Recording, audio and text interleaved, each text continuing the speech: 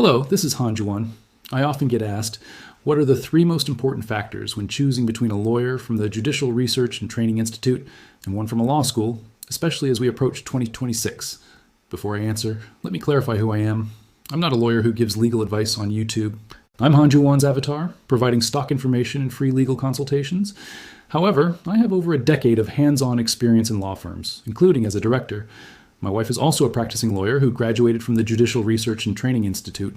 So, while I may not be a lawyer myself, I can explain the structure of a case, the flow of an investigation, and key issues with the same level of understanding as a law school graduate. I'm also an expert in stock investment and debt collection, with a track record of successful cases featured in various media outlets. But let's be clear, I do not handle the intricate legal arguments or document drafting that JRTI-trained lawyers excel at. So, back to the question. Forget the textbook answers and case law lists.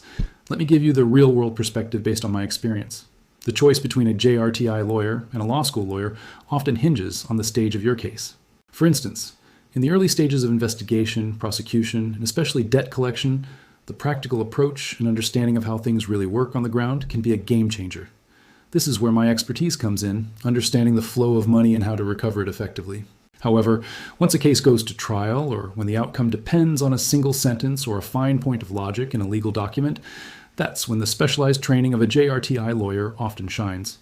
Their ability to construct sophisticated legal arguments is crucial. But here's the most important takeaway. Don't just blindly trust the title. The single most critical factor is who is actually handling your case, taking responsibility, and communicating directly with you. Here's some practical advice for hiring a lawyer. Always consult with at least 2 different firms.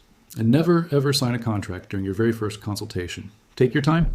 Your decision should be based on 3 key things: proven skill, direct communication with the lawyer handling your case, and a clear structure of responsibility. Be extremely wary of firms that push you to work through a manager or a consultant. These are often just brokers, and dealing with them can be risky and expensive. If you just remember these standards, you can significantly reduce the risk of wasting a lot of money when hiring a lawyer or trying to collect a debt. If you'd like a free consultation with me, check out the information in the video description. Thanks for watching.